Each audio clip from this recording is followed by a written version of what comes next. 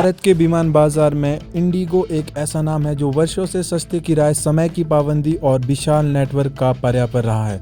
भारत के घरेलू हवाई यातायात का 60% से भी अधिक हिस्सा संभालने वाली यह एयरलाइन एक उड़ते हुए दिग्गज की तरह थी, जिसकी उड़ानें लगभग 20 मिनट में एक बार देश के किसी न किसी कोने से उड़ान भरती थी।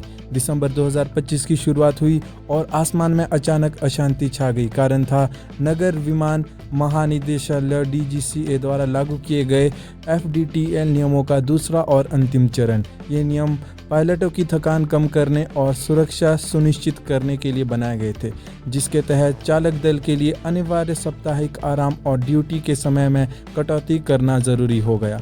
इंडिगो, जो पहले ही क्रू की कमी झेल रही थी, के लिए ये नियम के एक बड़े झटके की तरह आए।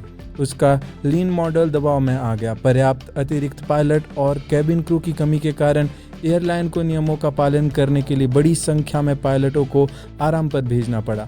परिणाम स्वरूप देश भर में इंडिगो की उड़ानें बड़े पैमाने पर रद्द और विलंबित होने लगी। दिल्ली, मुंबई, बेंगलुरु और हैदराबाद जैसे प्रमुख हवाई अड्डों पर अराजकता का माहौल दिखा। देखते ही देखते एयरलाइन की ऑन टाइम परफॉर्मेंस OTP गिरकर रिकॉर्ड निचले स्तर पर आ गई। एक ही दिन में देश भर में लगभग 1000 से अधिक उड़ानें रद्द हुई, जिनसे हजारों यात्रियों को हवाई अड्डों पर फंसा दिया। यात्रियों की निराशा सोशल मीडिया पर उमड़ पड़ी। वे लंबे कतारें, एयरलाइन स्टाफ के संचार की कमी और बिना किसी पूर्व सूचना के अचानक रद्द हुई उड़ानों से जुड़े थे। कई लोगों ने शिकायत की कि उन्हें आखिरी मिनट में आसमान छूती कीमतों पर अन्य एयरलाइन के टिकट खरीदने पड़े। यह एक अभूतपूर्व संकट था, जिससे भारत की सबसे बड़ी एयरलाइन के संचालन को ठप कर दिया। संकट गहराने पर एयरलाइन के CEO ने चुप्पी तोड़ी और यात्रियों से माफ़ी मांगी। इंडिगो ने स्वीकार किया कि FDTL नियमों को लागू करने में उनके आकलन और योजना में खामियां दिखी, जिसके कारण यह व्यापक विभेदन पैदा हुआ। DGCA ने तुरंत हस्तक्षेप किया। DGCA ने इंडिगो को 10 फरवरी 2026 तक नए FDTL नियमों के कुछ प्रावधानों से चुनिंदा छूट दी। सरकार ने एयरलाइन को रद्द उड़ानों का रिफंड एक निश्चित समय सीमा के भीतर यात्रियों को सुनिश्चित करने का आदेश दिया। टिकटों की कीमतों में भारी उछाल को देखते हुए सरकार ने हवाई किराए की सीमा तय करने का कदम भी उठाया।